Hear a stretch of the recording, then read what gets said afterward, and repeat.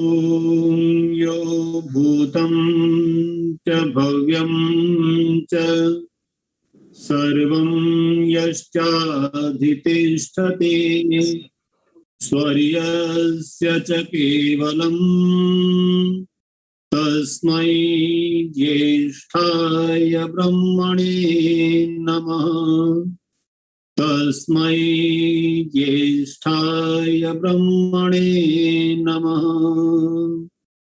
अखण्डादानन्दान्निगमहिमशैलेन्द्रशिखरात् प्रभूता भूतानां जनिलय पितर्शङ्कर गुरो दयानन्दस्येयं सकलभूतनायापदं विपुन्ते गिर्गङ्गा जनित शिवसंगा विजयते। ओम शांति शांति शांति। आर्य समाज डिफेंस कॉलोनी दिल्ली के तत्वावधान में आयोजित इस व्याख्यान माला का आज तीसरा चरण है। इस कार्यक्रम में उपस्थित आर्य समाज डिफेंस कॉलोनी के यशस्वी प्रधान आदरणीय श्री अजय चौहान जी और उसके मंत्री जो कि महर्षि दयानंद स्मारक ट्रस्ट टंकारा के भी मंत्री हैं, मेरे बड़े आदरणीय अग्रज भ्राता अजय सहगल जी। इस कार्यक्रम में उपस्थित सभी हमारे वयोवृद्ध जन, ज्ञान वृद्ध जन, देवियों, सज्जनों, युवा साथियों, क्योंकि मैं देख रहा हूं देश के कोने कोने से लोग इसमें जुड़े हैं। यह क्रम लगातार चल रहा था, पर 2 शुक्रवार ये क्रम नहीं चल पाया। कोई बात नहीं, ईश्वर की जैसी व्यवस्था है उसमें हम सब बंधे हुए। सर्वप्रथम तो मैं आप सभी को नमन करूंगा और एक प्रार्थना करूंगा, आपसे निवेदन करूंगा कि किसी भी प्रकार की विषम परिस्थिति में हम अपने धैर्य को न खोएं, अपने धैर्य और साहस को बनाए रखें। हमारा आत्मबल सबसे बड़ा बल है जो किसी भी बड़ी से बड़ी चुनौती का, समस्या का, संकट का सामना कर सकता है। और ईश्वर की व्यवस्था में यदि कोई ऐसी अप्रिय चीजें हमारे सामने आ भी रही हैं तो हमारे लिए अप्रिय हैं, उसकी व्यवस्था का अंग है। इसलिए हमें कोई शोक, परेशान होने की बहुत आवश्यकता मेरे बंधुओं नहीं है। हम धैर्य बनाए रखें और जीवन नरो भद्र शतानि पश्यति, इस बात को सदैव जीवन में रख लें कि जीता हुआ व्यक्ति सैकड़ों कल्याणों को देखता है। तो अपने को जीवंतता के साथ, जिजीविषा के साथ, जिजी विशेष शतम समा, इस भावना के साथ दृढ़ रखेंगे। आइए, मैंने 2 व्याख्यानों में मनुष्य जीवन के जो सुख का आधार है 16 संस्कार, उनमें 9वें संस्कार तक मैं पहुंचा था, जिसमें से 3 संस्कार जन्म से पूर्व के और 6 संस्कार जन्म के बाद के। अगर आयु की दृष्टि से हम देखें तो अभी केवल हम 8वें वर्ष, 11वें वर्ष तक ही पहुंचे थे। ब्राह्मण का जो समय है वो 8 वर्ष है। कुछ शास्त्रों की मैंने चर्चा आपसे की थी, उसमें 5 वर्ष भी विधान किया गया है। तो मैं ये मानता हूं कि हम इसको अनुपात एक एवरेज आयु ले लें तो 8 से 11 वर्ष के बीच हम पूरे इस यज्ञोपवीत संस्कार को करते हैं। उपनयन संस्कार के महत्व पर मैंने जो गत व्याख्यान था उसमें चर्चा की थी और मैं एक बात उसमें आगे कह रहा था जिसे आज प्रारंभ करूंगा कि उपनयन संस्कार केवल बालकों का नहीं, अपितु बालक बालिका दोनों का वैदिक संस्कारों में विधान है। हमारे ऋषियों ने कोई भी भेद नहीं रखा है बालक और बालिका, क्योंकि दोनों ही इस संसार के इस क्रम की धुरी है और दोनों को ही शिक्षित होना आवश्यक है, संस्कारित होना आवश्यक है और उनके जीवन में संस्कारों का महत्व दोनों में समान है। आप देखते हैं कि आर्य समाज के अतिरिक्त अभी तक कोई समाज स्वीकार नहीं कर रहा कि बहनों का, बेटियों का यज्ञोपवीत करवाता हो। मैं आपको कुछ प्रमाण दूंगा जिसमें कहा गया कन्याओं को यज्ञोपवीत कराया जाए। प्रावृताम यज्ञोपवीतेनाम पवित्नीम अभ्युनादयन दानयन जपेत। एक ये गोभिरी ग्रह सूत्र का वाक्य है कि यज्ञोपवीत धारण की हुई कन्या इस मंत्र को पढ़े। ऐसे ही जब विवाह हो रहा है तो वहां भी कहा जा रहा है इमं मंत्रम पत्नी पठे। ऐसा विशुद्ध व्यापक दृष्टिकोण था जिसमें उपनयन संस्कार दोनों का होता था, और उपनयन घर पर हो जाए या गुरुकुल में जाकर, दोनों छूट थी। इसलिए माता पिता घर पर उपनयन कराकर गुरुकुल ले जाते थे, और कुछ माता पिता उपनयन संस्कार भी गुरुकुल में जाकर के ही कराते थे।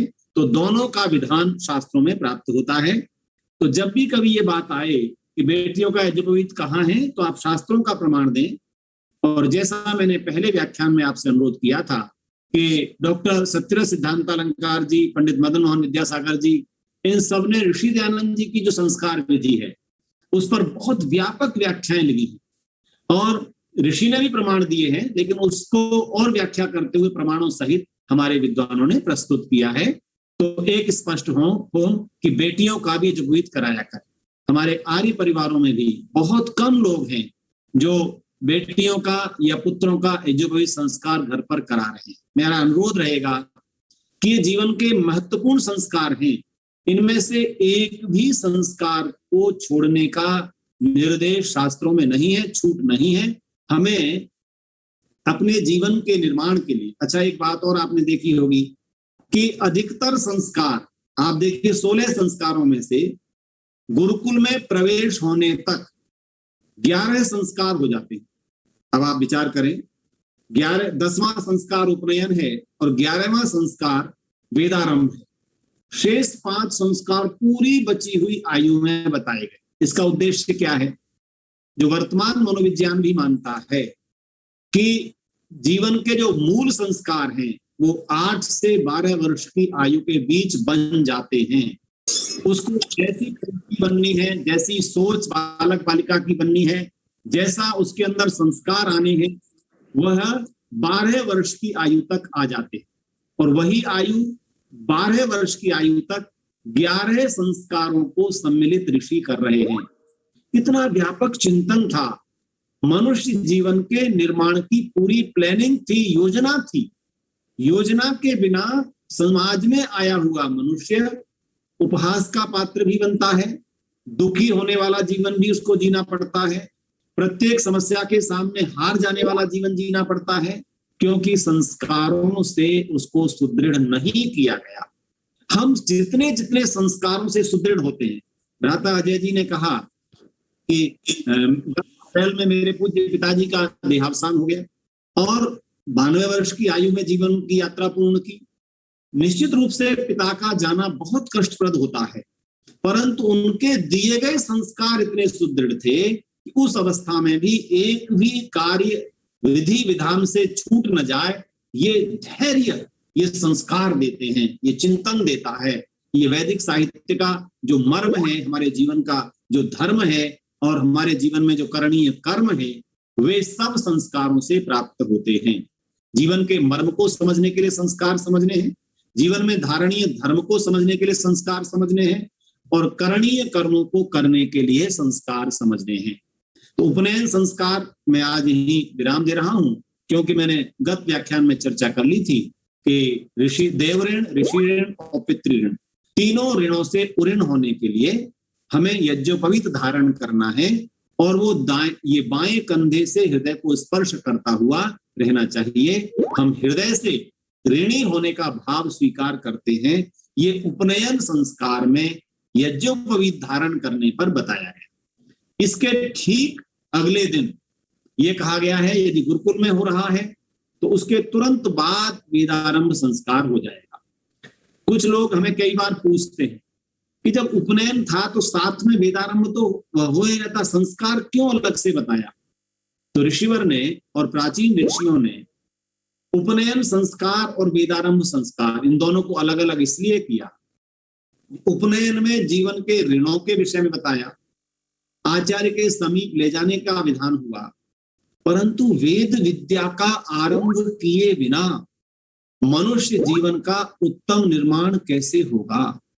वेद विद्या को आरंभ करने के लिए वेदारंभ संस्कार है और इसमें समय में कोई अंतर नहीं है। जिस दिन उपनयन किया गया उसी दिन भी हो सकता है, गुरुकुल में एक साथ ही होते हैं ब्रह्मचारियों के, ब्रह्मचारिणियों के, और पितृकुल में यदि हुआ है तो गुरुकुल में जाते ही उसका वेदारंभ संस्कार हो जाएगा।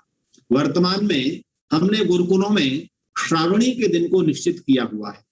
हमारे सभी गुरुकुल, जिसमें ऋषि दयानंद स्मारक टंकारा भी है, गुरुकुल एटा भी है, प्रभात आश्रम भी है, कन्या गुरुकुल छोटीपुरा, जितने भी प्रसिद्ध इस समय गुरुकुल हैं, इन सब में श्रावणी यानी रक्षाबंधन, जो श्रावण मास की पूर्णिमा है, उस दिन विद्यार्थियों का उपनयन और वेदारंभ संस्कार दोनों किए जाते हैं। तो वेदारंभ संस्कार का जो मुख्य उद्देश्य है वो मनुष्य का निर्माण कुल में होना है। देखिए, विद्या मनुष्य को पूर्ण बनाती है और बिना विद्या के जीवन अपूर्ण रहता है। और विद्या को ऐसा न कहें कि वो संसार से अलग कर देती हो, वैरागी बना देती हो, वो केवल ब्रह्म विद्या में ही हमारे ऋषियों ने पूरा विधान कर दिया हो, ऐसा बिल्कुल नहीं। हमारे एक है पितृकुल, एक है गुरुकुल और एक है समाज रूपी कुल। इन तीन कुलों में मनुष्य का निर्माण हो रहा है। पितृकुल में माता पिता जब तक बच्चे को अपने घर में साथ रखते हैं तब तक उसे भरपूर संस्कार देने का प्रयास करते हैं। आपने बालक मूल शंकर की कहानी ऋषि दयानंद जी की पढ़ी है। वे पौराणिक पिता के पुत्र थे, परंतु पिता ने उनका यज्ञोपवीत संस्कार घर में करवाया, वेद विद्या का प्रारंभ घर में करवाया, क्योंकि यजुर्वेदी ब्राह्मण थे, औदीच्य ब्राह्मण के रूप में उनको माना जाता है। तो यजुर्वेद का कंठस्थीकरण भी घर पर ही बालक मूल शंकर का हो रहा था। हम ऐसी गौरवशाली परंपरा के रहे हैं। चाहे आर्य समाज की स्थापना के पूर्व के काल को भी आप देखें तो हमारे परिवारों में चाहे वो पौराणिक स्थिति आ गई थी, परंतु संस्कार विद्यमान थे। उपनयन संस्कार हो रहा था, वेदारंभ संस्कार हो रहा था। तो मनुष्य के निर्माण के जो तीन कुल हैं उनमें पितृकुल उतना सक्षम और पर्याप्त साधन और विद्या से युक्त नहीं होता कि पूरा निर्माण घर में कर ले। इसलिए वो किस कुल को सौंपता है? वो आचार्य कुल को सौंपता है। और आचार्य अपनी शिष्य को, आचार्य अपनी शिष्या को अंतेवासी मानते हैं। अंतेवासी का अर्थ है हृदय में निवास करने वाले। जिस वेद मंत्र का प्रमाण मैंने गत व्याख्यान में दिया था, आचार्य उपनय मानो ब्रह्मचारिणम कृणुते गर्भवन्तः तम रात्रि तिस्र उदरे विभर्ति द्रष्टुम अविशयन्ति देवा। अब आप देखिए कि जिस बालक और बालिका को आचार्य और आचार्य गुरुकुल में स्वीकार कर रहे हैं, उस समय किस भावना से स्वीकार कर रहे हैं, ये महत्वपूर्ण है।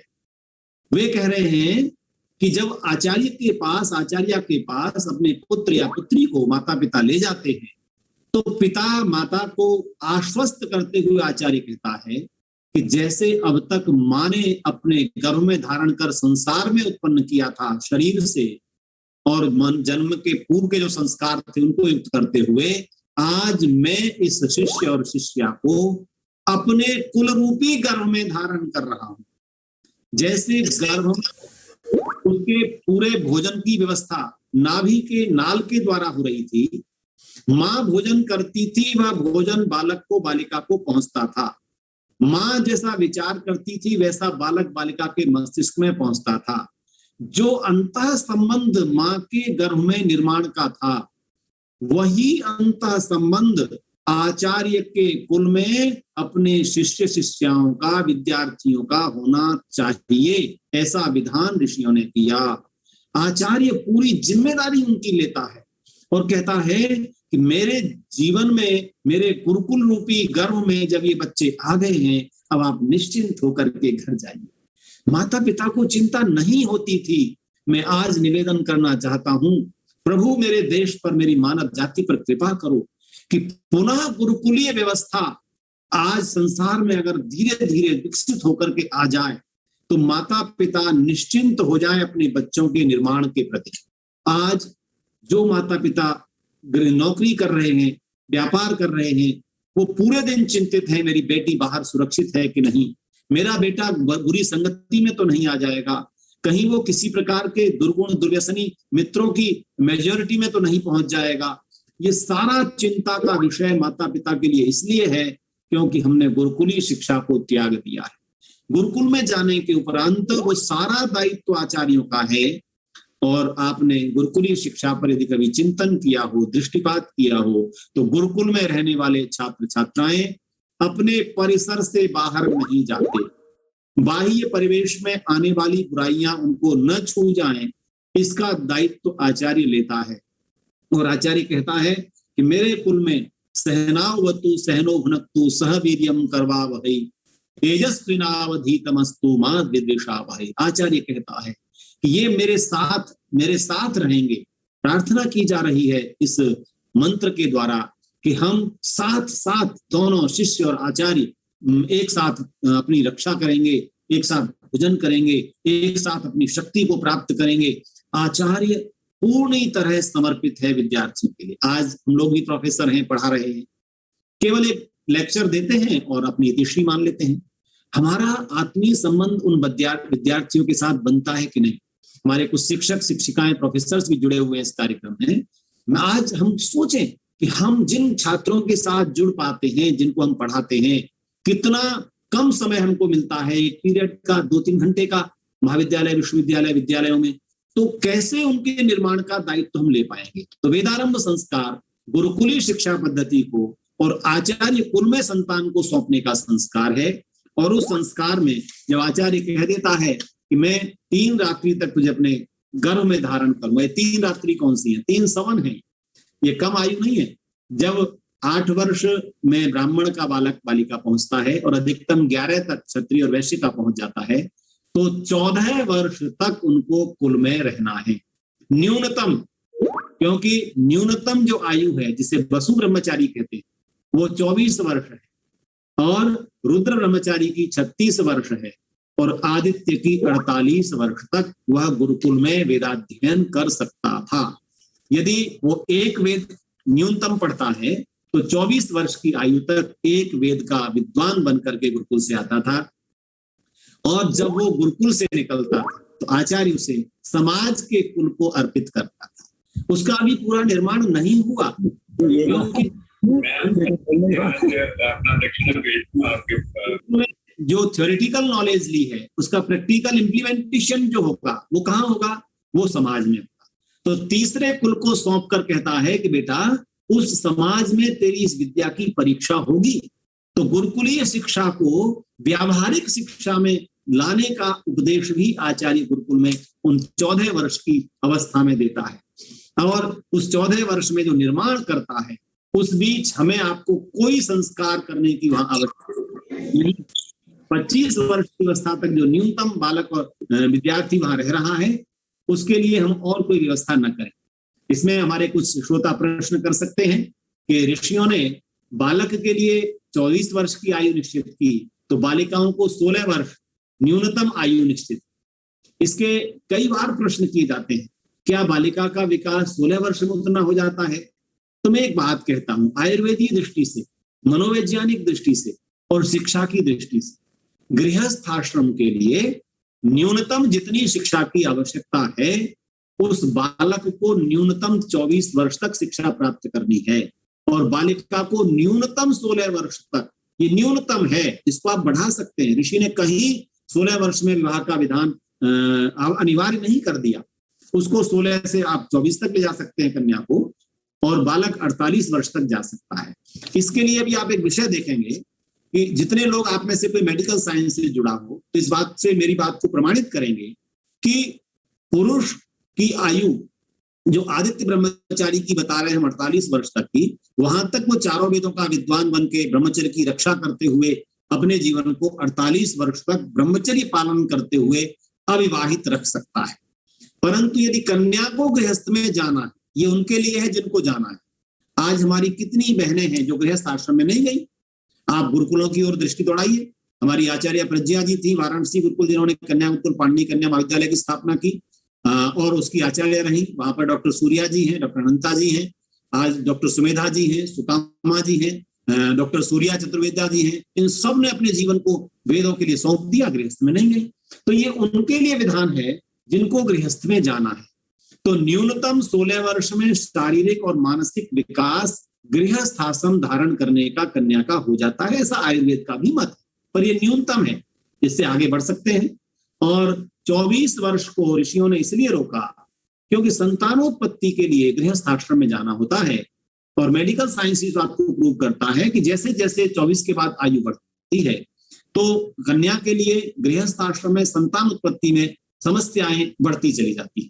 प्रजनन क्षमता की जो अधिकतम आयु है आज का मेडिकल साइंस उसे 28-30 तक ले जाता है, कभी स्पष्टीकरण आपसे किया है। तो वेदारंभ संस्कार किया, पूरे उस वर्ष उतने वर्ष के लिए विश्वविद्यालय गुरुकुल में विद्यार्थी रहते थे और 2 प्रकार की विद्याएं वहां पढ़ते थे। इस बात को अवश्य हमें जानना चाहिए क्योंकि मनुष्य जीवन की सार्थकता किसी एक विद्या से नहीं हो सकती। हम संसार को छोड़ने की विद्या सबको सिखाने वाले गुरुकुल नहीं है। बड़ी हास्य की बात है, पर जब मैं 9-10 वर्ष का था, एक सन्यासी हमारे घर आते थे, स्वामी शांतानंद जी। उन्होंने पूज्य पिताजी से कहा कि इस बालक को गुरुकुल के लिए दे दीजिए, और 10 वर्ष की आयु में पिताजी ने प्रण कर लिया गुरुकुल को ले जाएंगे। पर मेरी माँ को किसी ने भ्रमित कर दिया कि गुरुकुल में जाकर तो केवल बाबाजी बन जाते हैं, भिखारी बन जाते हैं, भिक्षा मांगते हैं, ये पुरोहित ही करते हैं, कुछ और नहीं बनेगा। और जब स्वामी जी आए बहनों बंधुओं, तो मेरी माताजी ने घर में छुपा लिया। 3 दिन स्वामी जी रुके, मुझे घर में से बाहर निकलने नहीं दिया कि मेरे बेटे को ये बाबाजी न बना दें, हैं, भिक्षा मांगने वाला न बना दें। ये ऐसी कुछ अंधकार अज्ञान समाज में थे। इसीलिए मैं 14 वर्ष की आयु में गुरुकुल जा पाया और घर से भागकर चला गया गुरुकुल जाने के लिए। ये अलग बात है। मैंने इसलिए निवेदन किया कि ऐसी भ्रांतियां भी समाज में थी कि गुरुकुल में अगर जाएगा तो केवल एक ही विद्या उसको पढ़नी है, संस्कृत पढ़ेगा नहीं। ऋषियों ने 2 विद्याओं का विधान किया। एक है अपरा विद्या, जो भौतिक विज्ञान है, सारे संसार का जो भौतिक, वनस्पति, रसायन, इन सब विज्ञानों को, यांत्रिकी विद्या, पर्यावरण की विद्या, ये सारी अर्थशास्त्र, ये सब कुछ विद्याएं अपरा विद्या में आती हैं। और परा विद्या है जो अध्यात्म विद्या है। और यहाँ कहा गया कि प्रत्येक गुरु के कुल में दोनों विद्याओं का यथा योग्य प्रदान करने का विधान गुरुकुलों में था। अर्थात अपरा विद्या भी दी जाएगी कि संसार को यदि न जानेंगे तो अध्यात्म को नहीं जान पाएंगे, ऐसी ऋषियों की मान्यता थी। आज भ्राता अजय जी, हम लोग गुरुकुल चला रहे हैं। ये विचारणीय विषय कभी कभी हमारी समितियों में आता है कि हम भौतिक विज्ञान, भौतिक विद्याओं को कम दे रहे हैं, तो ये एकांगी चल रहे हैं, इसमें सुधार करना चाहिए। और जैसा हमारे आदरणीय डॉक्टर अशोक के चौहान साहब ने अपने एमईटी विश्वविद्यालय में स्वर्ग एक अभियान शुरू किया, जिसमें गुरुकुल और आधुनिक विद्या दोनों प्रकार की विद्याएं दी जाएं, ऐसे गुरुकुल की आवश्यकता है। और ये जो अभियान है, मैं आज इस व्याख्यान में कहना चाहूंगा, भाई अजय चौहान जी हैं और चौहान परिवार के हमारे वरिष्ठ साथी अनंत चौहान जी हैं, आप निश्चित रूप से प्रकल्प को आगे बढ़ाइए। हमसे जो भी योगदान आप चाहेंगे, क्योंकि भौतिक विद्याओं के बिना जो आधुनिक आज वर्तमान में चैलेंज विद्यार्थी के लिए है, हम गुरुकुली शिक्षा को उतना प्रमोट नहीं कर पाते, क्योंकि एकांगी विद्या लोग मानते हैं। जबकि हमारा विधान क्या कह रहा है वेदारंभ में कि अपरा विद्या भी दी जाएगी और परा विद्या भी दी जाएगी। तो दोनों विद्याओं को गुरुकुल में दिया जाना आवश्यक है। ऐसे गुरुकुल स्थापित हों।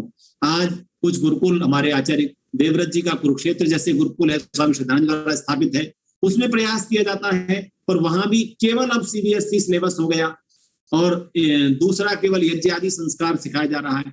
तो हम ऐसा विधान करें कि दोनों विद्याओं के लिए पर्याप्त समय हो, और उसमें अपरा विद्या और परा विद्या, फिर स्पष्ट कर रहा हूं, भौतिक विद्याओं से युक्त अपरा विद्या है और अध्यात्म, धर्मशास्त्र, आत्मचिंतन, आत्मोन्नति, मोक्ष के मार्ग की शिक्षा ये परा विद्या है। तो ये दोनों प्रकार की शिक्षा दी जाती थी। संस्कार क्योंकि आज मुझे पूर्ण करने हैं, आज के बाद कोई समय मुझे भ्राता अजय चौहान जी देने वाले नहीं है कि आप इसे और एक्सटेंड कर लीजिए।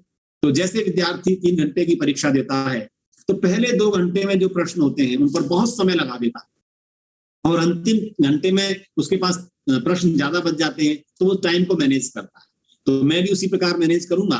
तो वेदारंभ संस्कार के विषय में इतना ही कहूंगा कि विद्याओं का आरंभ आचार्य कुल में हो और आचार्य उनको दोनों प्रकार की विद्याएं देने का उस दिन प्रारंभ करे विधि भाग में बहुत सारे मंत्रों का विधान ऋषि ने यहाँ पर किया है वेदारंभ संस्कार में, कि जहां पर विद्यार्थी से कहा जा रहा है कि विद्यार्थी कैसी विद्याओं को प्राप्त करे, तो वहां पर एक बात जरूर आई है, विद्याम च अविद्याम च यस्तद वेदो भयं सह अविद्या मृत्युम तीर्त्वा विद्या अमृतम अश्नुते। अर्थात ऐसी विद्या जिसमें विद्या और अविद्या, ये भी बड़ा व्याख्यान का विषय है, कभी विद्या अविद्या पर ही आपके साथ व्याख्यान कर लेंगे, आज उसकी व्याख्या नहीं करूंगा, समय नहीं है, कि वहां पर विद्या और अविद्या अर्थात अध्यात्म विज्ञान और भौतिक विज्ञान, कर्म विज्ञान, इस सब पर बड़ा उपदेश हमारे शास्त्रों में है। तो दोनों प्रकार की विद्याएं वहां प्राप्त। देखिए गुरुकुल की दिनचर्या पर डॉक्टर सत्यव्रत जी ने बड़ा सुंदर लिखा है ऋषि जी की व्याख्या करते हुए, कि वहां पर कितना ध्यान था कि वो विद्यार्थी किसी प्रकार से अश्लील या ऐसा साहित्य न पढ़ ले जिसमें उसका समय नष्ट हो, शक्ति नष्ट हो। ऐसे गुरुकुल के विद्यार्थियों को तैयार करने का उद्देश्य हमारे आचार्यों का था, क्योंकि जब समावर्तन संस्कार पर हम पहुंचेंगे, विद्यार्थी जब शिक्षा पूर्ण कर लेता है तो सम आवर्तन, समधन आवर्तन, सम्यक रूप से उसका लौटना, कहाँ लौटना? समाज में लौटना। जिस समाज से माता पिता ने एक पूरी योजना पूर्वक निर्माण के लिए गुरुकुल को सौंपा था, वहां से निर्माण होकर एक अच्छा व्यक्ति समाज को दिया जा रहा है। तो उस संस्कार में आचार्य उस वेदारंभ से लेकर समावर्तन की अवधि में कितना ध्यान रखता है कि उसकी मानसिक, आत्मिक, शारीरिक, मानसिक और आत्मिक तीनों प्रकार की उन्नतियां हो जाएं। शरीर से वो हृष्ट पुष्ट हो, स्वस्थ हो, निरोग बनकर के ब्रह्मचारी बनकर के रहे। ब्रह्मचर्य शब्द पर बहुत बल दिया गया कि ब्रह्मचारी और ब्रह्मचारिणी, कहा जा रहा है ब्रह्मचर्येण कन्या युवानम विन्दते पतिम। वेद मंत्र कहता है कन्या ब्रह्मचर्य का पालन करते हुए, वेदाध्ययन करते हुए अपने पति का वरण करे, वरण करने का विधान। ऐसे ही ब्रह्मचर्येण तपसा देवा मृत्यु अपाघ्नता, ब्रह्मचर्य के तप से मनुष्य मृत्यु के भय से जीत जाता है। आज जैसा कि मुझे निर्देश दोनों हमारे भ्राता अजय जी ने किया, एक अजय जी ने फोन पर, एक ने यहाँ सामने, कि हम अंत्येष्टि की बात को ज्यादा न करें, वो बाद में आएगी, मैं करूंगा भी, ज्यादा नहीं, समय भी नहीं रहेगा, पर मैं एक निवेदन कर रहा हूं, मृत्यु को जीतने की विद्या है शास्त्रों में। मृत्यु के भय से भयभीत होने की कोई आवश्यकता नहीं है। ये ऐसा अभिनिवेश क्लेश को समाप्त करती है वेद विद्या। वेद विद्या बताती है कि मेरा जीवन परमात्मा की व्यवस्था अनुसार दोनों प्रकार के कर्मों के लिए है, अभ्युदय और निश्रेयस के लिए है। यतो अभ्युदय निश्रेयस सिद्धि तत्स धर्म।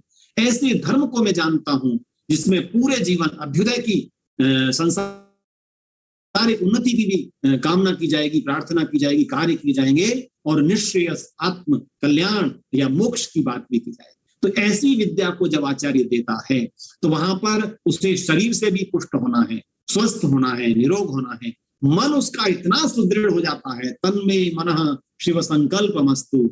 ऋषि जी ने विधान किया, रात्रि को सोते समय प्रत्येक व्यक्ति, मैं आप लोगों से अनुरोध करूंगा, इस पेंडेमिक में बिल्कुल भयभीत ना हो, क्योंकि सर्वाधिक आवश्यकता आत्मबल की है। आत्मबल इन विचारों से सुदृढ़ होता है। जब हम अध्ययन करते हैं और बार बार कहते हैं, हे प्रभु मुझे मृत्यु का भय नहीं सता सकता है, अभयम ज्ञाता अभयम परोक्षा, मैं निर्भय होकर के संसार में जीता हूं, तो ये वेद विद्या का प्रताप है। इस प्रताप को स्वीकार कीजिए। अपने स्वाध्याय में चर्चाओं में बालक बालिकाओं को जोड़िए। हमारे बालक बालिकाएं आज इससे दूर रह जा रहे हैं, उनके लिए चर्चा ही नहीं है। अभी आप देख लीजिए अपने पार्टिसिपेंट की सूची उठाकर, इसमें विद्यार्थी ना के बराबर कोई शायद जुड़ गया हो, क्योंकि उसे ये विद्या मिल नहीं रही।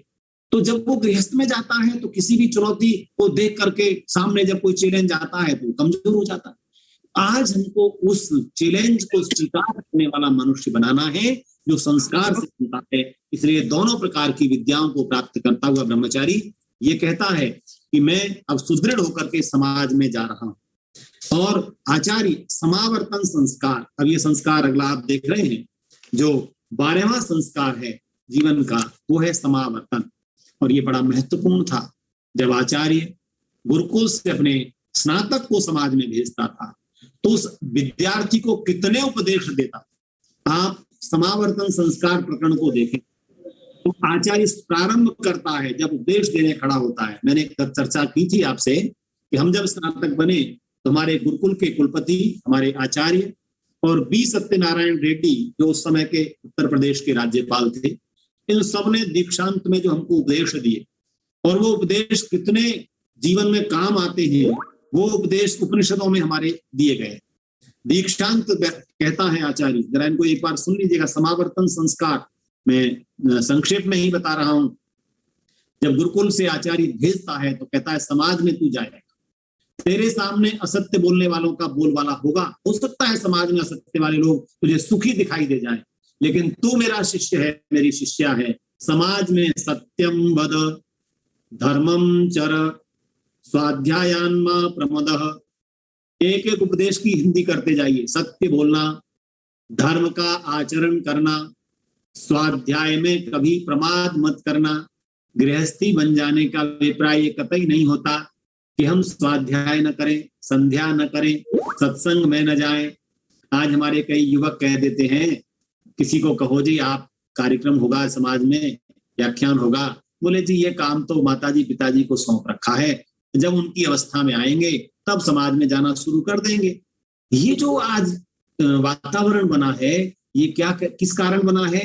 क्योंकि उसको बताया ही नहीं गया कि तूने जो कुछ विद्या प्राप्त की है, अगर इसको तू प्रतिदिन अध्ययन करके स्वाध्याय के द्वारा सुदृढ़ नहीं करता तो इस विद्या से तू दूर हो जाए।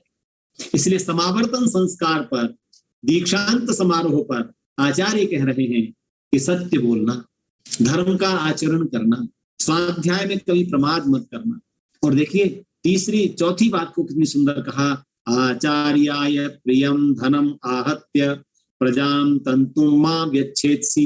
ये वाक्य थोड़ा मैं आपको इस पर केंद्रित करना चाहूंगा कि आचार्य कहता है कि मेरे गुरुकुल से जाकर समाज से तू आचार्य के लिए जो प्रिय धन है, आचार्यों का प्रिय धन ये बैंक में आने वाली राशि नहीं होती थी या लिफाफे में दी जाने वाली राशि पर्याप्त नहीं होती थी। आचार्य के लिए जो प्रिय धन था वो समाज से अपने उस योगदान को भेजना जिसमें से आप केवल अर्थ, धन धान्य, अनाज, औषधियां, और उसके साथ कहता है जो मेरा प्रिय धन है वो मेरा विद्यार्थी। जब तू गृहस्थ में जा रहा है तो तुझे मैं काम सौंप रहा हूं, जैसे तू तेरे पिता ने मुझे सौंपा था, ऐसे ही मेरा प्रिय धन विद्यार्थी होते हैं। इस बात को जरा देखिए, आचार्य का प्रिय धन ये अकाउंट में आने वाली राशि नहीं, लिफाफे में जाने वाली राशि नहीं होती थी। आचार्य कहता है कि मेरे प्रिय धन को ला करके इस कड़ी को बनाए रखना, क्योंकि समाज से बालक बालिका गुरुकुल में आते रहेंगे तो समाज में अच्छे मनुष्य हम सौंपते रहेंगे, ये चैन बनी रहेगी। आज हम चैन को तोड़ने के लिए बेचैन हैं, क्योंकि ये कोरोना ने चैन बना दी है। हमारे परिवारों में कितने लोग इससे अस्वस्थ हो गए हैं। मैं निवेदन करता हूं, परमात्मा से प्रार्थना करता हूं सभी स्वस्थ हों, सुदृढ़ रहें, धैर्यवान रहें। पर वहां वो कहता है कि मेरी इस चैन को बनाए रखना, इनकी मां व्यच्छेत्सि, इस तंतु को मत तोड़ देना। गृह कुलों का संबंध गुरुकुलों से बना रहे। भ्राता अजय जी को याद होगा, आदरणीय बाबूजी रामनाथ सहगल जी के आशीर्वाद से मैं पिछले 15-20 वर्ष से लगातार टंकारा जा रहा हूं। टंकारा में बाबूजी मुझे बस आदेश देते थे, बेटा विनय आना। तो मैंने एक बार व्याख्यान में कह दिया, और वो आपके गुरुकुल का ट्रस्ट का टंकारा का एक वाक्य बन गया है, और वो मुझे बड़ी प्रसन्नता होती है कि बाबूजी ने जब मुझे बुलवाया सहगल साहब ने, तो मैंने कह दिया कि देखो, गुरुकुल के बिना गृहकुल का निर्माण नहीं होता।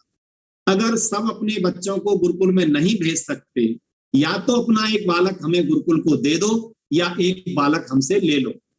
ये मैंने उस मंच से टंकारा की भूमि से कहा था, और वो एक वास्तव में एक ऐसा नारा बन गया गुरुकुल टंकारा के लिए, या तो बालक दे दो या तो बालक हमसे ले लो। इसका उद्देश्य क्या था कि हमारे गुरुकुल गृह समाज से आने वाले बच्चों से ही चलते हैं, परंतु जो बच्चे यहाँ आ जाते हैं उनकी व्यवस्था भी आपके दान से चलती है। तो मैंने ये नारा दिया कि या तो बच्चे दे दो या एक बच्चा हमसे ले लो। गृहस्थी लोग वहां बैठे थे, मैंने कहा एक एक विद्यार्थी को पढ़ाने का दायित्व आप ले लो। वर्ष में जो खर्च गुरुकुल में होता है अपनी ओर से दे दो, और उसी दिन 10-15 विद्यार्थियों को गृहस्थियों ने लिया। हमें समाज में ऐसी जागृति की आवश्यकता है, ऐसा जागृति करते रहना चाहिए। तो कहा कि आचार्य कह रहा है कि अपने इस चैन को तोड़ना मत, मां व्यच्छेदसी। और फिर क्या कहता है, सत्यान्न प्रमल्तव्यम कुशलान्न प्रमल्तव्यम। तू कुशलता को मत छोड़ना, तेरी कुशलता तेरी प्रैक्टिस पर बनेगी, तू रोज अभ्यास करना। तूने जो पंच महायज्ञों को यहाँ सीखा है ना, गृहस्थ में जाकर इन पंच महायज्ञों को करना, ये आचार्य कह रहा है, तू इसको छोड़ मत देना। हम गृहस्थ में आ गए हैं, कितने लोग व्याख्यानों का भी श्रवण करते हैं, आर्य समाजी होने का भी दावा करते हैं, ऋषि के मिशन के सैनिक भी बनते हैं, पर हमारी दोनों समय की संध्या प्रारंभ नहीं हुई है। हमारे घरों में दैनिक यज्ञ प्रारंभ नहीं हुआ है, हमारे घरों में स्वाध्याय का क्रम प्रारंभ नहीं हुआ है। देखिए मित्रों, हमारे घरों में, मैं उस पिता का पुत्र हूं जिसके 3 ही आग्रह थे। दैनिक यज्ञ संध्या करो, गुरुकुलों में सहयोग नियमित भेजो, और वेद के यज्ञ पारायण यज्ञ नियमित कराओ। जो यज्ञ कराने का, सात्यार्थ प्रकाश वितरित करने का ऐसा संकल्प उन्होंने 92 वर्ष की आयु तक जिया कि उन्होंने कभी छोड़ा नहीं। तो मैं आपसे निवेदन करता हूं कि अपने घरों में इस प्रैक्टिस को बनाइए। जब हमारे यहाँ संध्या होगी, यज्ञ होगा, स्वाध्याय होगा, तो हमारे जो अबोध बच्चे हैं वो सुनेंगे। आप प्रसन्नता होगी आपको जानकर कि मैं घर में ही ईशोपनिषद पूरी क्यों याद हो गई थी, मैंने पुस्तक से नहीं पढ़ी थी। मेरे पिताजी प्रतिदिन ईशोपनिषद के 17 मंत्रों का अर्थ सहित पाठ करते थे, और हम छोटे छोटे भाई बहन घूमते रहते थे। पूरी संध्या पिताजी की संध्या से याद हुई, पूरा ईशोपनिषद पिताजी के पढ़ने से याद हुआ। ऐसे ही कितने मंत्र हमें उनके पढ़ने से याद हुए। अगर आप घर में मंत्रों का उच्चारण एक समय बना लीजिए, प्रातः और सायं, तो निश्चित रूप से बनेगा। आगे आचार्य कहता है भूत्यैन प्रमल्तव्यम। देखो, कल्याण के लिए हमेशा तू चलते रहना। स्वाध्याय प्रवचनाभ्याम न प्रमल्तव्यम। जो स्वाध्याय करेगा उसको समाज बताते भी रहना, प्रवचन भी करते रहना। तेरे अधीन जो काम करते होंगे उनको भी वेद के बारे में बताना। और देव पितृकार्याभ्याम न प्रमल्तव्यम। देवों के और पितरों के जो कार्य, माता पिता ने जो भावनाएं दी हैं, उनको अधूरा मत छोड़ना, उनकी भावना के अनुरूप जीवन चलाना। फिर 3 देवों की बात आचार्य करता है, मातृदेवो भव, पितृदेवो भव, आचार्य देवो भव। ये सारा उपदेश आचार्य वहां दे रहा है। और एक बात जो आज हमें और आपको अपनी संतानों से कहनी है, अपने आचार्यों को शिष्यों से कहनी है, जो यहाँ कही गई थी, 2 वाक्यों को स्मरण करिएगा। आचार्य एक बात ये कहता है, देख मेरे बेटा, मेरी बेटी, तूने मेरे जीवन को निकट से देखा है, और मैं मनुष्य हूं, मैं गुरु हूं तेरा, परम गुरु तो परमात्मा है। पर मेरे जीवन में कोई अल्पता हो सकती है, कोई न्यूनता हो सकती है, कोई अवध्य कार्य, जो निंदा का कार्य हो सकता है, तो उसको ग्रहण मत करना। आचार्य कहता है अंत में, यानि अनवद्यानि कर्माणि त्वानि सेवितव्यानि नो इतराणि। मेरे ऐसे अनिंदनीय कर्म जो समाज के कल्याण के लिए ही रहे हैं, उनका ही तू अनुकरण करना, उनका ही सेवन करना। मेरे आचरण में कोई दोष हो सकता है क्योंकि मैं अल्पज्ञ हूं। ये दंभ नहीं भरता मेरा गुरुकुल का आचार्य कि मैं पूर्ण हूं। वो नहीं कहता गुरु ब्रह्मा गुरु विष्णु गुरुदेवो महेश्वरा। वो नहीं कहता गुरु ही ब्रह्मा है, गुरु ही विष्णु है। वो कहता है ब्रह्मा ही गुरु है, ब्रह्मा ही देव है। उसको अर्थ बदल लीजिए। लोगों ने आज इस श्लोक का बड़ा अनर्थ कर दिया है, इसीलिए गुरुडम चल गई समाज में। और उन गुरुडमों से कितना अनर्थ समाज का हुआ है। जेलों में पड़े कितने गुरु लोग, जिनके हजारों लाखों करोड़ों शिष्य भारत में गुरु रहित हो गए। हमारे ऋषिवर देव दयानंद ने यही कहा योग दर्शन की भाषा में, स एषः पूर्वेषामपि गुरु कालेन अनवच्छेदा। वही परमात्मा हमारा गुरुओं का गुरु है। वो समय से उसका कोई बाधन नहीं होता। ऐसे गुरु को मानना, मेरे जीवन में दोष हो सकता है, उसको तू छोड़ दे, उसका अनुकरण मत करना। और दूसरा वाक्य, पहले वाक्य में क्या कहा, यानि अनवद्यानि कर्माणि तानि सेवितव्यानि नो इतराणि। और दूसरे में फिर कहता है वाक्य में आचार्य, यानि अस्माकं सुचरितानि तानि त्वयोपास्यानि नो इतराणि। मेरी जो कर्म है और मेरे जो आचरण है, उन सुंदर आचरण का ही स्तुत्य आचरण का ही, प्रशंसनीय आचरण का ही, अनिंदनीय आचरण का ही तू अनुकरण करना, क्योंकि आचार्य का अनुकरण करने वाला शिष्य होता है। तो ये बातें समावर्तन संस्कार में कह दी। और 3 प्रकार के ब्रह्मचारियों का विधान, वसु, रुद्र और आदित्य, 24 वर्ष, 36 वर्ष और 48 वर्ष, ये काल अवधि थी। तो इसमें ये 12 संस्कार आपके हो गए हैं। अब मैं आता हूं विवाह संस्कार। ये बहुत बड़ा व्याख्या का विषय है, पर इतना निवेदन करूंगा कि विवाह के लिए हमारे ऋषियों ने कोई बाध्यता नहीं रखी कि सबको विवाह करना। एक तो ये कहा जिनके जीवन में वैराग्य हो, जन्म जन्मांतर से जिनके वैराग्य, तीव्र वैराग्य उत्पन्न हो गया हो, वे गृहस्थ में न जाए, सीधे ब्रह्मचर्य से सन्यासी बनकर के समाज उपकार में लग जाए। और एक बात बड़ी सुंदर ऋषि ने कही कि जो गृहस्थ में न जाकर के वीतराग बनकर के, वैराग्य युक्त बनकर के सीधा समाज क्षेत्र में उतरता है, वो अधिक ऊर्जा के साथ समाज का कल्याण करता है। परंतु ये कतई नहीं कहा कि जो गृहस्थ में चला जाता है वो कोई पाप करता है। ऋषि कहते हैं गृहस्थ में नहीं जाएंगे तो ये समाज अच्छे मानवों को देने वाला कैसे बने। तो गुरुकुल के स्नातक जो तीव्र वैराग्य न हो तो बिल्कुल गृहस्थ में जाएं, क्योंकि बिना वैराग्य के, आज एक ऐसा अभियान कुछ लोगों ने चला दिया था बीच में, जिसकी हानि बहुत हुई। मैं उनको कोई निंदा नहीं कर रहा हूं कि सबको नैष्ठिक की दीक्षा देने लग गए। बहुत से लोग नैष्ठिक तो बन गए, लेकिन वो तीव्र वैराग्य नहीं था। यश भी चाहिए था, धन भी चाहिए था, और तीसरा अगर दोष काम का ना भी हो तो जो लोकेशना और वित्तषणा है ये बनी रहती है, तो सन्यास दूषित होता है। आज हम सन्यास में तो हैं, परंतु हमें सारे अकाउंट भी तैयार रखने हैं, संस्थाओं का मालिक भी बन करके। मेरी बात को अन्यथा न लें, लेकिन ये बात ऋषि के अनुसार कह रहा हूं, क्योंकि ऐसी इच्छाएं हैं तो गृहस्थ में जाएं, गृहस्थ में जाकर के उनकी पूर्ति करते हुए आगे बढ़े और फिर वैराग्य को लाएं और वानप्रस्थ और संन्यास में जाएं। तो विवाह ऋषियों ने बहुत उत्तम प्रक्रिया के साथ बताए हैं। विवाह संस्कार एक ऐसा संस्कार है जो विशेषेण वहति, विशेष रूप से जीवन को धारण करने का, वहन करने का, उसके निर्वाहन का संस्कार है। इसमें 8 प्रकार के विवाह हमारे ऋषियों ने बताए थे। आज उतना समय नहीं है कि मैं 8 विवाहों की चर्चा करूं, लेकिन नाम जरूर दूंगा। ब्राह्म, आर्ष, देव, प्राजापत्य, गंधर्व, असुर और पिशाच, ये 8 प्रकार के विवाह थे, जिसमें शुरू के 4 ब्राह्म, आर्ष, देव और प्राजापत्य, ये 4 संस्कार स्तुत्य हैं जो करने चाहिए। 4 प्रकार के विवाह। अब ब्राह्म विवाह में बिल्कुल विशुद्ध रूप से आचार्य और आचार्य अपनी कन्या और ब्रह्मचारी इन दोनों के गुणों की कुंडली बनाते थे। आज आप विवाह से पहले कुंडली की चिंता करते हैं। मैं निवेदन करूंगा, मेरे बहुत से श्रोता ऐसे होंगे जिन्होंने अपने जन्म के आधार पर कुंडली बनवाई होगी और अपने बच्चों की कुंडली मिलाने के लिए परेशान भी रहते होंगे। हमारे आचार्य भी कुंडली बनाते, और वो कुंडली किसकी होती थी? अपने विद्यार्थियों की कुंडली आचार्य ही बना सकता है जिसके निकट वह विद्यार्थी रहा है। अपनी कन्या की कुंडली वो आचार्य ही बना सकती है जिसकी अंतःवासी बनकर बिटिया कन्या रही है। तो ये दोनों अपने अपने विद्यार्थियों की कुंडलियां बनाते थे। विचार करेंगे, आज की तरह कुंडली नहीं थी कि वहां पर राहु बैठा है, वहां पर बृहस्पति बैठा है, वहां पर ये बैठा है, वहां मंगली हो गया है, ये मांगलिक कन्या हो गई, हम तो बड़े परेशान हैं, मंगली युवक कहाँ से लाए। हमारे तो ऋषियों ने कहा केवल मंगली से काम नहीं चलेगा। आदरणीय भ्राताजय जी, सुमंगली रियम वधू इमाम समेत पश्यत।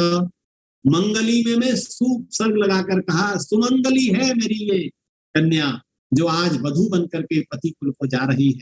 पति कहता है कि आज मैंने जिसको स्वीकार किया है ये सुमंगली है। तो विवाह पर एक अलग से व्याख्यान हो सकता है, पर मैं संक्षेप में बता रहा हूं कि आज मंगली मांगलिक के चक्कर में कुंडलियां मिलाते फिर रहे हैं, और हमारे ऋषिगण कुंडली बनाते थे गुण, कर्म, स्वभाव की, योग्यता की, और उन दोनों की कुंडलियां आचार्य और आचार्य मिलाते थे, और जिनके गुण कर्म स्वभाव मिलते थे उनका विवाह करने का निर्णय ही आचार्य कुल में हो जाता था। और दोनों के आचार्य ही उनके प्रस्ताव परिवारों में भेजकर उस संस्कार को बिना किसी व्यय के, उसमें किसी प्रकार का कोई व्यय आदि नहीं होता था, सबसे उत्तम विवाह ब्राह्मण। तो ये विवाह के जो भेद हैं इन पर कभी वास्तव बाद में चर्चा करेंगे। तो विवाह संस्कार कैसे हो, तो 24 वर्ष का यदि ब्रह्मचारी है तो उसमें कन्या 16 वर्ष की, 36 वर्ष का है तो कन्या 18 वर्ष की, और 48 वर्ष का आदित्य है तो कन्या 24 वर्ष की। इस पर बहुत सारे प्रश्न आपके हो सकते हैं और निश्चित रूप से करिएगा, मैं उनके समाधान भी दूंगा और चरक सुश्रुत के ज्ञान के आलोक में दूंगा, आज नहीं दूंगा, क्योंकि आपके अंदर जिज्ञासा पैदा होनी चाहिए। ये विधान आयु का ऋषियों ने क्यों किया कि 48 वर्ष का अगर ब्रह्मचारी है तो कन्या अधिकतम 24 वर्ष की ही क्यों बताई गई, ये प्रश्न आपके अंदर उठने भी चाहिए और मैं उठवाना भी चाहता हूँ, क्योंकि हमारे शास्त्रों में जो विधान है वो हमें प्रमाणित करने हैं, तो प्रमाणित करने के लिए ही व्याख्यान होने चाहिए। ऐसा न हो कि हम केवल लकीर पीटते वाले अन्य लोगों की तरह बन जाएं। तो ये आयु का विधान किया और विवाह संस्कार को इतना महत्व दिया। आप सोचिए, विवाह संस्कार 3 से 4 घंटे वैदिक विवाह चलता है। अगर आप अच्छे आचार्य को बुलाकर कराते हैं और आपकी इच्छा है तो उसमें कन्या और वर को विवाह संस्कार के विषय में पूर्ण ज्ञान कराना है। वर्तमान में क्या हो रहा है, मैं आपसे सामाजिक बुराइयों को दूर करने के लिए भी अपील करूंगा कि हम प्रायः क्या कर रहे हैं, हमारे बेटे बेटियों के विवाह होते हैं और विवाह में हम क्या करते हैं कि रात के 2-2 बजे तक स्टेज डांस सब चलता है। फिर संस्कार पर जब बैठते हैं तो आचार्य से कहते हैं, आचार्य जी आधा घंटे में कर देना। आप में से अपने अपने हृदय पर हाथ रख के देखिए, आप में से कितने माता पिता ने अपने आचार्य से ये कहा कि नहीं कहा? नहीं कहा तो आप धन्यवाद के पात्र हैं, और कहा तो बड़ा गलत कहा, क्योंकि ये नहीं कहना कि आधा घंटे में विवाह संस्कार। विवाह संस्कार में जो विधियां हैं उनकी आप चिंतन करें। स्वागत कितना उत्तम है, मधुपर्क कितना है, उससे पहले आचमन, अर्घ्य, पाद्य, ये सारी विधियां विवाह संस्कार में आती हैं। तो मैंने विवाह संस्कार को अधिक महत्व देना है। कभी भविष्य में केवल विवाह संस्कार पर 1 घंटे की चर्चा मैं आपसे करूंगा, क्योंकि मुझे भी कोई समस्या नहीं है, भ्राता अजय जी और अजय चौहान जी भविष्य में कभी भी समय मिलेगा तो विवाह का इतना बताता हूं कि गृहस्थ में प्रवेश का यह संस्कार एक ऐसा महत्वपूर्ण संस्कार है कि जहां से हमने गर्भाधान संस्कार का प्रारंभ किया था पहले व्याख्यान में, ये वहीं ले जाता है। क्योंकि जो युवक और युवती गृहस्थ बने हैं, जिनके ऊपर दायित्व है एक ऐसी संतान को समाज में लाने का जो स्वावलंबी हो, आत्मनिर्भर हो, विद्या युक्त हो, संस्कार युक्त हो और राष्ट्र का और समाज का कल्याण करने वाली हो। केवल आहार निद्रा भोजन खाना पीना सोने में जीवन बिताने वाली न हो, ये विवाह के दिन निश्चित हो रहा है। तो विवाह संस्कार पर बहुत महत्व देना है। मैंने विवाह के भेद आपको बताए हैं। कन्या और वर स्वयं का वरण भी कर सकते हैं, कन्या वरण करे और वर का वरण करे, ये हमारे इन्हीं उत्तम विवाहों में आता है। और विवाह संस्कार की जो विधि भाग है उसकी चर्चा बिल्कुल छोड़ रहा हूं, समय मुझे अनुमति नहीं देता। आगे आता हूं, विवाह में जब गृहस्थ में चले जाएं तो गृहस्थ के दायित्वों का निर्वहन बहुत आवश्यक, क्योंकि वानप्रस्थ में जाने से पहले गृहस्थ का प्रकरण ऋषि दयानंद जी ने सत्यार्थ प्रकाश के चतुर्थ समोल्लास में दिया है। कभी उसको पढ़िए, कितना बड़ा दायित्व है गृहस्थी को, कितने नियमों में रहना है, धनार्जन भी करना है, परिश्रम भी करना है, सामाजिक प्रतिष्ठा भी बनानी है, समाज के दायित्वों का निर्वहन भी करना है। क्योंकि गृहस्थ आश्रम ये सबसे ज्येष्ठ और श्रेष्ठ आश्रम बनता है।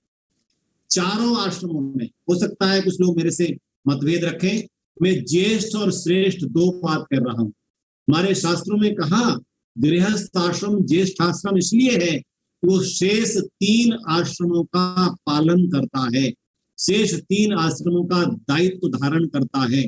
ब्रह्मचारी भी गृहस्थ के परिश्रम से चलता है, वानप्रस्थियों की व्यवस्था भी गृहस्थ के परिश्रम से चलती है, सन्यासियों के उपदेश परिव्राजक रहते हुए जो होते हैं, घरों में आकर सन्यासी करते हैं समाज में, वो भी गृहस्थी को करना होता है। तो जिस आश्रम पर 3 आश्रमों का दायित्व है वो आश्रम मजबूत कंधे ही संभाल सकते हैं।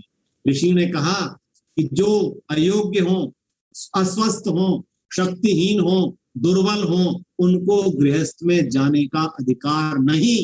कितनी कठोर बात कही है ऋषि ने। कि जो अस्वस्थ हैं, अयोग्य हैं, अक्षम हैं, जिनके शरीर में रोग हैं, शक्तिहीन है, वो गृहस्थ में न जाएं। ये स्पष्ट है, उनको समाज गृहस्थ में न जाने दे। ऐसे लोग ही समाज में रोगी संतानों को, मूर्ख संतानों को, कुलक्षणी संस्कारों, कुसंस्कारी संतानों को देते हैं और उन्हें हम झेलते हैं। इसलिए ऋषियों के अनुसार यदि चलेंगे तो विवाह का सबको अधिकार नहीं। एक तो अपने वैराग्य से छोड़ता है, दूसरा समाज उसका विवाह न करे, माता पिता भी उसका विवाह न करे, और क्योंकि वो गलत संतान समाज को देगा। आइए, अब है वानप्रस्थ आश्रम। अधिकतर हमारे श्रोतागण उसी आयु के बैठे हैं। आपको भी घर में रहते हुए वानप्रस्थ की विधि को अपनाना है। वानप्रस्थ संस्कार कराएं विधिवत। देखिए, जो लोग रिटायर हो चुके हैं, आपको मैं अगर आज योजना दूं कि आप घर में रह करके भी वानप्रस्थ संस्कार की विधि कराएं, घर में रहें, मैं आपसे नहीं कह रहा कि आप आश्रमों में जाएं, लेकिन इस विधि को कराएं और पति पत्नी दोनों वानप्रस्थ आश्रम का वर्ण करें। ये ऋषि ने कहा कि जो इस संस्कार का आप करेंगे, वानप्रस्थ आश्रम की संस्कार विधि के अनुसार कराएंगे, तो आपके अंदर एक आत्मिक उन्नति का भाव पैदा होगा। स्वाध्याय का एक संकल्प आपको दिलाया जाएगा। संध्या और यज्ञ के द्वारा आपकी आत्मशक्ति को बढ़ाने का कार्य किया जाएगा। तो आप कितने लोग इस व्याख्यान माला के बाद भाई अजय जी को अपना निवेदन भेजेंगे कि हमें वानप्रस्थ आश्रम की अपनी विधि करवानी है, चाहे वो आर्य समाज डिफेंस कॉलोनी कराए या टंकारा ट्रस्ट कराए, जब समाज संसार सामान्य हो जाएगा। पर आपको याद होगा भ्राता अजय जी, मैंने कई वानप्रस्थ संस्कार आपके टंकारा यशाला में कराए हैं, और एक अध्यापक तो अड़ गए, बोले आचार्य जी आपसे ही मुझे वानप्रस्थ आश्रम लेना है, वानप्रस्थ में जाना है। तो ये जो आचार्यों से आप वर्ण करके कराएंगे तो उस विधि का पता लगेगा। और सन्यास के लिए जो 15वां संस्कार है सन्यास, ये सबके लिए नहीं है। ऋषियों ने कहा जो तीव्र वैराग्य से युक्त हो जाएं, जो समाज के कल्याण में स्वयं को अर्पित कर सकें, परिव्राजक बन करके रह सकें, वे ही सन्यास में जाएं। कोई भी अयोग्य व्यक्ति सन्यासी बन जाता है तो समाज की बड़ी हानि होती है, ये ऋषि ने लिखा है। तो मैं इन संस्कारों की बात को यही विराम देता हूँ। अंत्येष्टि संस्कार भी बहुत महत्वपूर्ण है, संस्कार में उसे सम्मिलित किया है। जो हमारे परिवार में किसी की मृत्यु हो जाए, इतना जरूर ध्यान रखें, ऋषि के अनुसार, वैदिक विधि के अनुसार, उसमें शरीर के बराबर न्यूनतम घी, डबल सामग्री, लकड़ी, चंदन, ये सब चीजों के द्वारा हम अपने उस प्रिय जन को, जो हमारे आदरणीय थे, हमारे माता पिता, दादा दादी, जिसकी भी, क्योंकि देखिए ये बड़ी विचित्र स्थिति है, मैं आज विशेष चर्चा नहीं करूंगा उस संस्कार की। लोग सब कहीं ना कहीं पैनिक हो रहे हैं, पर पैनिक नहीं हो। जो श्रोता मुझे सुन रहे हैं, आप मेरी मनस्थिति देखेंगे। भ्राता अजय जी बताएंगे, मैं आनंद चौहान जी को फोन किया 23 तारीख को, 19 तारीख को मेरे पिताजी का देहांत हुआ। 23 को मैंने कहा भाई साहब आज व्याख्यान है शाम को, मैं उपस्थित हूँ। आप सोच सकते हैं मात्र 4 दिन हुए थे मेरे पिताजी को संसार से गए। मैंने कहा मेरा क्रम चल रहा था, मेरे श्रोता सुनने को बैठे होंगे। तो भ्राता आनंद चौहान जी ने कहा विनय जी, हमने आपके पिताजी की मृत्यु के समाचार के कारण इसको स्थगित कर दिया है, लेकिन मेरी मनस्थिति बन गई थी भ्राता अजय जी, मैं उस पिता का पुत्र हूँ, उस गुरु का शिष्य हूँ, ऋषि दयानंद का सैनिक हूँ, कि उस दिन भी मैंने ऐसे लोगों को देखा है अपने आर्य समाज में, घर में माता जी की का देहांत हो गया, शरीर रखा है, पूरे दैनिक यज्ञ का समय होगा, ऐसे करके तब शरीर को श्मशान ले जाएंगे। ऐसा धैर्य चाहिए, ऐसी आत्मशक्ति चाहिए। निश्चित रूप से हम हृदयहीन नहीं है, हृदय में भाव आते हैं, लेकिन इस भाव को अपने विद्या से, अध्यात्म विद्या सुदृढ़ करने का अवसर है। बंधुओं, मैंने इन व्याख्यानों में 16 संस्कारों की चर्चा की है। आज इसका उपसंहार करते हुए निवेदन कर रहा हूं, ऋषियों के ये 16 संस्कार एक उत्तम मनुष्य का निर्माण करने की पूरी प्लानिंग है, योजना है। आपने एक पाठ पढ़ा हुआ इंग्लिश में, इंडिया हैज ए प्लान। मैंने पढ़ा था कभी 10th में कि भारत एक योजनाओं को लेकर के आगे बढ़ता है, तो कोई भी राष्ट्र। तो क्या मनुष्य जीवन बिना योजना के बनता चला जाए? ये योजना है, 16 संस्कार मनुष्य को मनुष्य बनाने की विद्या है, प्लानिंग है। इनको बनाएंगे और इनको वास्तव में इनके महत्व को धारण करते हुए आगे बढ़ेंगे तो जीवन सुखी रहेगा, समृद्ध रहेगा, स्वस्थ रहेगा, आत्मशक्ति से युक्त बनेगा। यही योजना हमारी आयोजकों की और हमारी थी कि आप तक ये बातें पहुंचे और हम ये निर्णय कर पाए कि हमारा जीवन वास्तव में पूर्णतः निर्मित हुआ है कि नहीं और मनुष्य बनने हैं कि नहीं। इसलिए वेद की भावना जो है, मनोर्भव जनया दैत्यम जन्म, आप अच्छे मनुष्य बने और ऐसे ही मनुष्यों को समाज को सौंपे। इस भावना के साथ 3 सप्ताह तक लगातार आपने मुझे सुना, मैं आप सबका हृदय से आभार व्यक्त करता हूँ, आयोजकों का धन्यवाद करता हूँ। और ये आप लोग जानते हैं कि भ्राता अजय सहगल जी मेरे बड़े भाई हैं और हमेशा वो कहते हैं हर मंच से कि विनय जी और हमारे भी दल का, हालांकि मुझसे आप बहुत बड़े हैं, पर आपका स्नेह मेरे ऊपर रहता है और चौहान परिवार का विशेष स्नेह, अजय चौहान जी आप लोगों का स्नेह रहता है। और भी जो श्रोता जहां जहां से, पुणे से हमारी नीता बहन जुड़ी हैं, कहीं जबलपुर से जुड़े हैं, कहीं भरतपुर से राम सिंह जी जुड़े हैं, ये सब तो ऐसे हैं, ये कहते हैं विनय जी कहीं भी आपका व्याख्यान हो हमें लिंक भेज दिया करिए। तो मैं कोई नई बातें नहीं कहता, पर एक एक व्याख्यान से, एक एक चर्चा से हमारी बातें रिवीजन हो जाती है, रिवाइज हो जाती है, रिन्यू हो जाती है। तो यही रिन्यूकरण चलता रहना चाहिए, हमारा जीवन अच्छा बनेगा। देखिए हमारे नवीन चंद्र जी आर्य समाज मालधन चौड़बड़ी देहात की समाज है नैनीताल जिले की, ये लोग बड़ा काम कर रहे हैं, सब जुड़ते हैं। तो मैं भ्राता अजय सहगल जी का, भ्राता अजय चौहान जी का, पूरी डिफेंस कॉलोनी कार्यकारिणी का धन्यवाद करता हूँ कि आपने मुझे अवसर दिया। तो भविष्य में जब भी आपके आदेश होगा, मैं तो आपके घर का मेंबर हूँ, मैं उपस्थित रहूंगा। धन्यवाद। ओम शांति।